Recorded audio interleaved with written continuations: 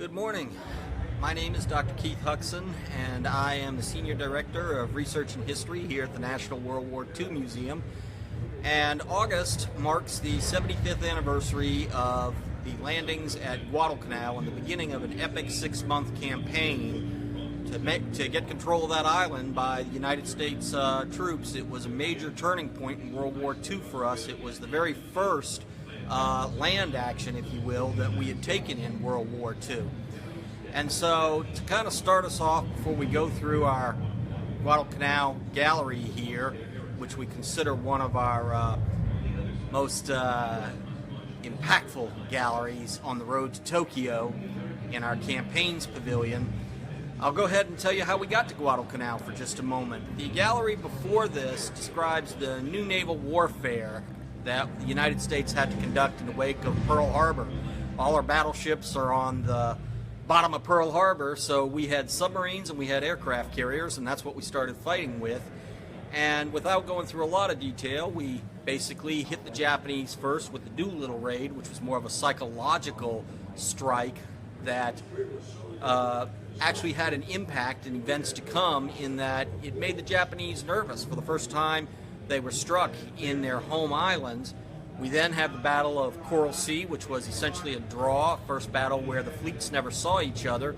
And then you have the epic Battle of Midway in June of 1942, a huge turning point, which June the 4th through the 7th, on the morning of June the 4th, the United States struck 4 Japanese aircraft carriers and really turned the tide of the naval forces against Japan in that battle. It set us up for the opportunity to go to Guadalcanal and land on the ground.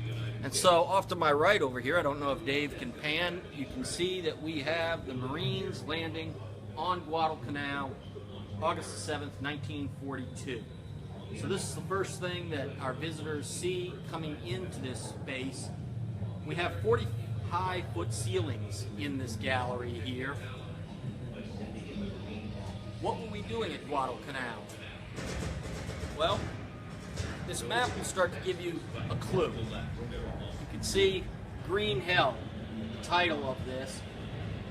On this map of Guadalcanal, in the blue, you can see a small landing strip. That's Henderson Field. The Japanese actually started to construct an air base at Henderson Field, and the objective of those troops coming ashore August 7th, 1942, why were we there? We were going to take it from them, which we did. Comes at some cost. We'll get to that in just a moment. But when you look at this map, what I just want to emphasize is that everything that happens over the next 6 months is basically about controlling that island. It's about controlling that airfield. And so, why was that airfield so important? Well, most Americans never heard of Guadalcanal, didn't know where it was. And when you enter into our gallery here, you can actually see this map playing with Australia. You can see those blue lines. That was our shipping lines going to Australia. We had to have that. Guadalcanal, you can see, is where the Japanese, if they maintained that air base, could cut those shipping lines from the air. So that's why we had to have it. And that's why we wind up sending our troops for the first time into landed combat on Guadalcanal. Now over here, you can see a variety of the weapons that are used at Guadalcanal by our troops.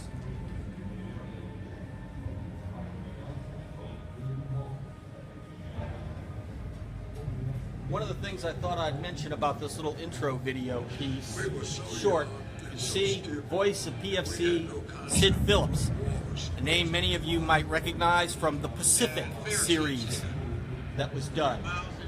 Sid Phillips, that's his voice. A little inside baseball for you. When we produced the video, we were going to use younger voices, i.e. actors, for those pieces. Instead, when we listened to their oral histories, we believe that basically the older men's voices had a gravitas to it that couldn't be replaced. And so that is Richard Greer, Sidney Phillips, and the veterans who experienced Guadalcanal talking about it in their words. So let's go ahead and go further into the gallery here. The way we told this story here at the National World War II Museum, we have the entire campaign described in a series of videos that play on 4 scrims laid out throughout the gallery. The gallery, of course, is an environmental gallery. By that I mean we try to evoke the jungle and the actual atmosphere that these troops were fighting in. You can see our anti-tank gun, M3A1, over here.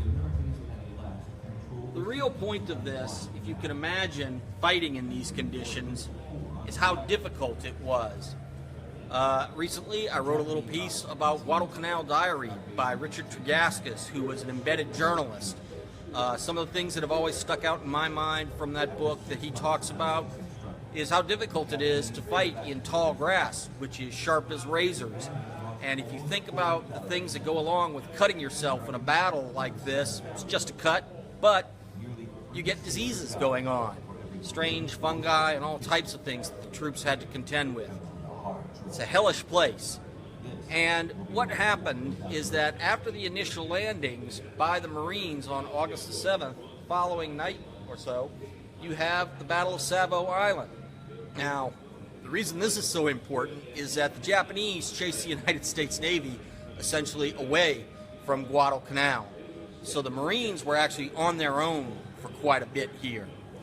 So, they're on this strange island. They don't know what's going to happen to them.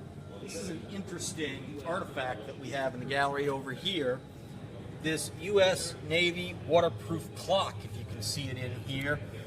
Dallas Bennett, who landed on Guadalcanal with the 2nd Marines, actually managed to scavenge this. They salvaged it from a damaged landing craft a few days after they landed because they were trying to get their hands on anything that might be useful being on their own on the island. You can see a couple of other artifacts in here. I thought I'd mention, for example, a wallet. That's what that leather piece is up there. This is from a sailor by the name of Kenneth Shank, who survived the sinking of the USS Helena later on. And here you have a coconut bowl and a hand-carved spoon. My colleague, Dr. Rob Citino, his father actually fought on Guadalcanal, and Rob's father has given him some personal artifacts that he got from the natives on Guadalcanal that sit in Rob's office. When Rob was a boy, he told me that his father gave him his copy of Guadalcanal Diary. It was one of the first books Rob ever read that inspired him to become a historian. Just an interesting personal connection there. But over here, as you move through the gallery, you can see how the battle unfolds. Now, this is not a battle. What Guadalcanal was a campaign, 6 months long, an epic campaign that was up and down, back and forth. You had 3 major land battles, 7 major naval battles, and constant fighting in the air the whole time in extremely difficult circumstances. And the outcome for the United States was really in doubt right up to the very end when you get right down to it. We've got some stories laid out. We have, for example, a personal story panel over here of Alexander Vandergrift, who was the general in charge on Guadalcanal. We've mentioned things like Savo Island and the Eastern Solomons battle. These were naval battles. I'm not going to go into a lot of detail there, but I thought I would mention a couple of the big land battles that have a great significance in military terms for what's going to happen. We have the Battle of the Tenaroo River. Now, the Marines believed that they were at the Tenaroo River. They were actually at Alligator Creek, but they didn't know that at the time. So you may, for those of you who know a little bit about this subject, may hear it described as Alligator Creek occasionally. But this battle is particularly famous simply because the Japanese refused to surrender or quit. And you have famous photographs that are published where you can see literally hundreds, about 800 Japanese bodies on sandbanks there. The significance is that it was the first time that American troops got a taste of what land combat against the Japanese was going to be like, that this was an enemy that would not quit. Very important detail there, because the Japanese believed in a martial philosophy called Bushido. It meant that death was more honorable than surrender. It was glorious to die for the emperor in their belief system. So, the Japanese would not surrender and become POWs. They often booby-trapped their bodies and things like that. I'll repeat this later on, but imagine that you're a 19 or 20-year-old Marine or later Army guy on Guadalcanal, and you're trying to take a Japanese prisoner of war. Well, those guys figured out pretty quickly that it was kill or be killed, unfortunately, because the Japanese didn't want to take POWs. I'll talk about that a little bit more to come towards the end of the gallery, but here's where we got that first taste of it. Now, the Japanese are going to come at us pretty hard at the Battle of Bloody Ridge in the middle of September 1942. Over here we've got Merritt Edson, Edson's Raiders. They were the ones who fought at Bloody Ridge, and they repelled the Japanese. The Japanese were trying to take over Henderson Airfield again. This was a desperate battle that went on all night long.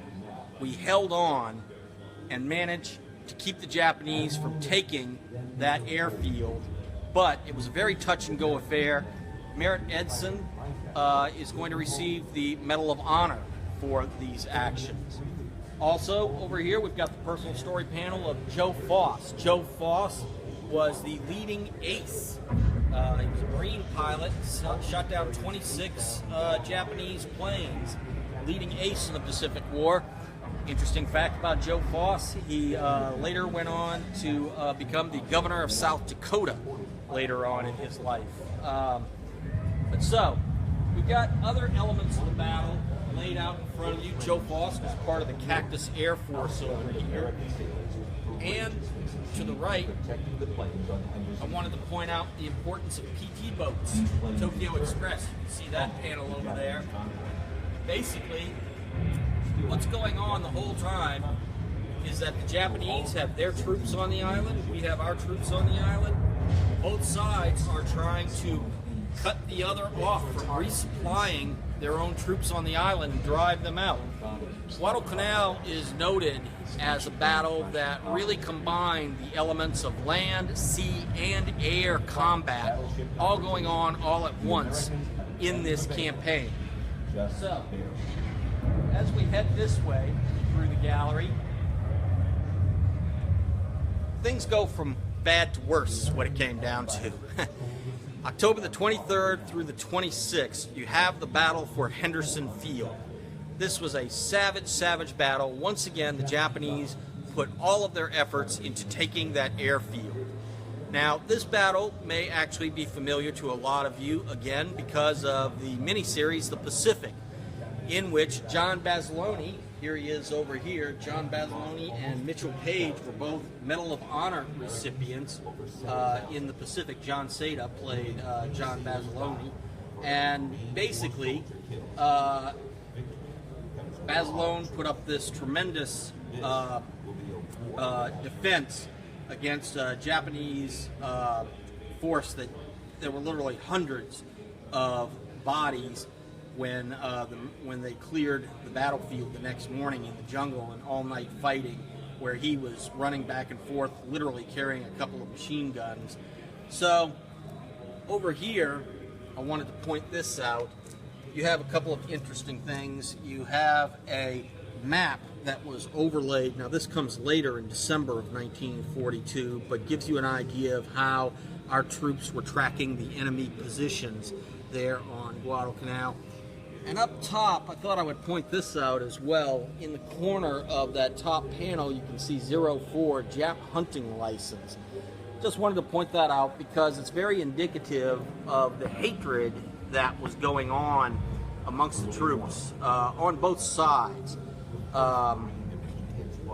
Guadalcanal really makes the showcase that the war we've gotten ourselves into in the Pacific War is going to turn out to be very racially charged, a race war. This is something that the museum does call out as the essence of this fight. Now, I mentioned that you had all these major naval engagements going on. I'm not going to go through all of them. I started with Savo Island at the beginning, and what we should talk about at the end, though, November the 12th through the 15th, 1942, is going to be the naval battle of Guadalcanal. Some of you may know it's technically two battles over that time, but the bottom line is that the Japanese made a huge naval push, which the United States repelled in a rather desperate fashion. Daniel Callahan, famously of the USS San Francisco, he and his officers are going to take a shell right into the bridge. They were all killed. He is going to receive the Medal of Honor, but against tremendous odds, we are going to repel the Japanese in that battle. Now, just a few weeks before that, if you think about politics and how they work, even back then, in late October, I believe it was, there was articles in the newspapers where it was leaking out of the War Department that people doubted that we could hold on to Guadalcanal, which you can imagine unsettled the public. It really was a desperate situation.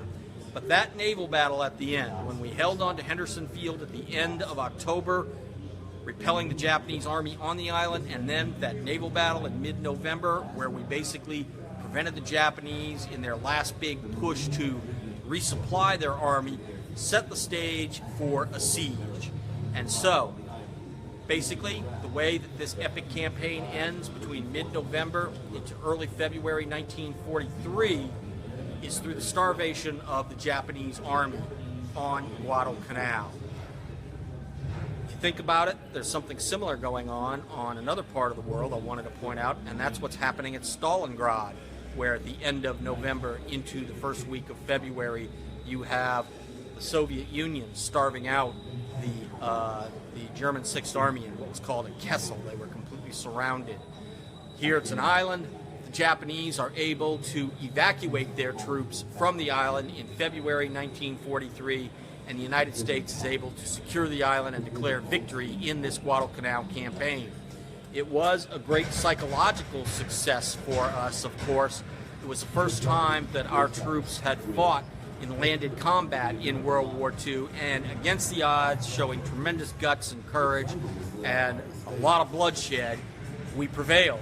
And now we have taken that first crucial step on our way on the road to Tokyo. A couple of items I thought I would point out to you here as we get towards the end of the gallery. Here is the Medal of Honor of Jefferson de Blanc. Jefferson de Blanc was an aviator who is going to actually perform some heroic actions in the air against Japanese fighters, and then his plane, I believe, actually ran out of gas. He had to bail out, and he wound up on an island off the coast of Guadalcanal where the natives hid him and from the Japanese. He's able to get off the island, but what's interesting here, we have not only his Medal of Honor, but the natives gave him this spear. If you can see this very tall, long spear, we have that in the gallery as well. And so, another interesting artifact case here, particularly for those of you with a Louisiana connection, involves Walter McIlhenny. The McIlhenny family are the owners of Tabasco. Everybody puts Tabasco on their food. Well, he's from that family. Walter McIlhenny was on Guadalcanal and startled a Japanese officer. The officer attacked him and took a swing at McIlhenny with that samurai sword and struck McIlhenny in the head. That's McIlhenny's helmet. You can see the dent in it. McIlhenny was falling over, and he managed to squeeze off a shot as he fell and killed the Japanese officer. He was knocked out, and when he awoke, he was on a stretcher. His buddies had given him this Japanese officer's sword, and the revolver that's in the case was the Japanese officer's revolver as souvenirs. He is going to receive, you can see down here, the DSC, Distinguished Service Cross, for this action.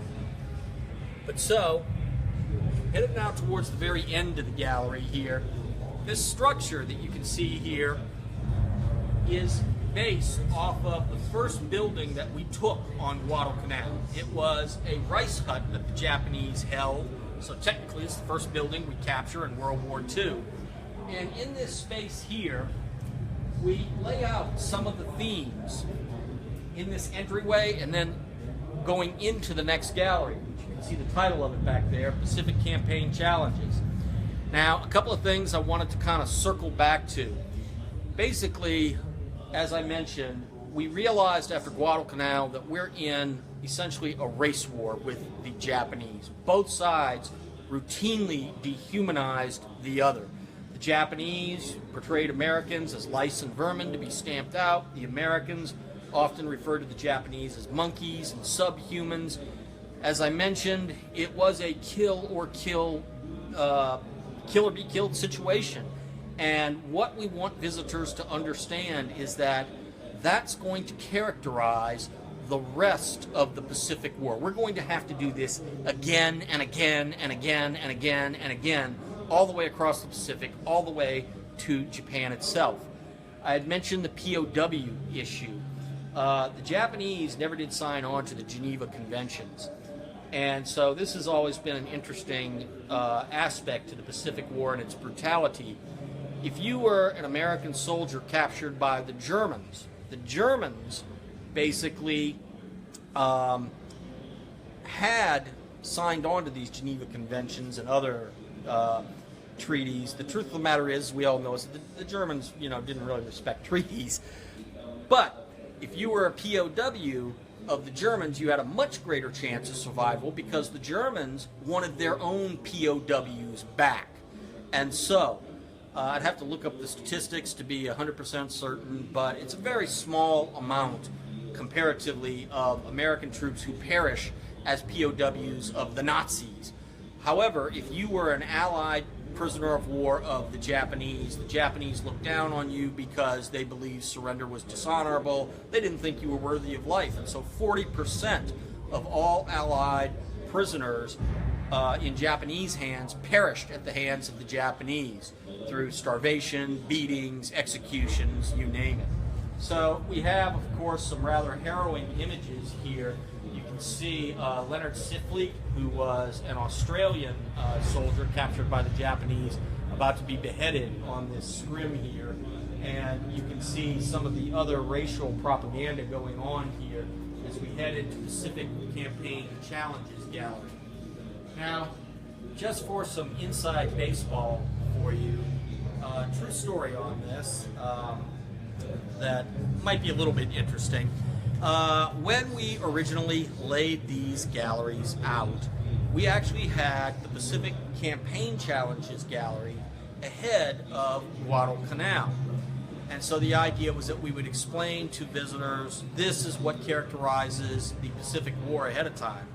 And when I started working here, I was asked to review these plans, and I didn't like that particular layout, I'll admit, because I felt that a more dramatic presentation, instead of explaining what you're about to experience and then going into Guadalcanal, let's do a great, wonderful Guadalcanal diary where all these elements are present and you introduce it to the visitor off the top and then deconstruct it on the end and give them the understanding that we're going to be doing this again and again. However, designing a gallery like this, as you might guess, is a lot of work with a lot of very important people involved.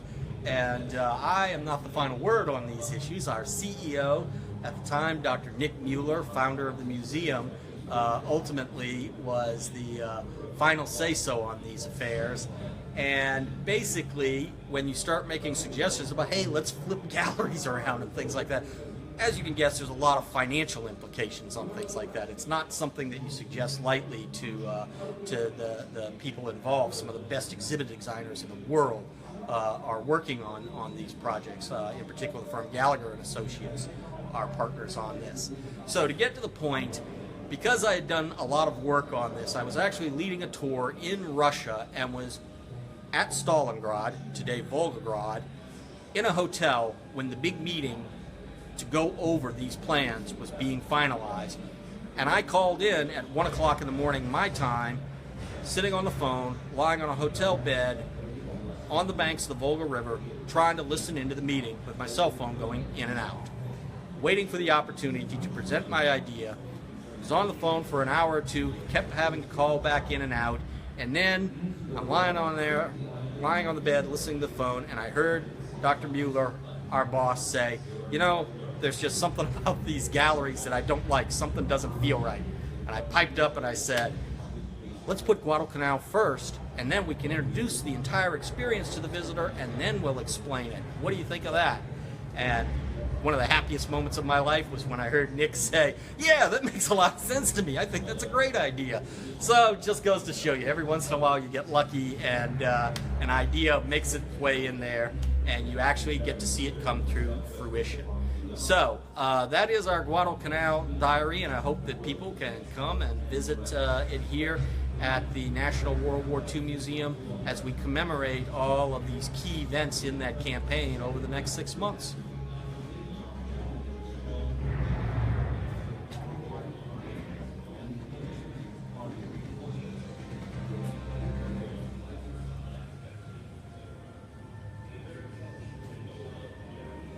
Sickness and exhaustion all around us. Yes, starving. Back in Washington, senior official Jealous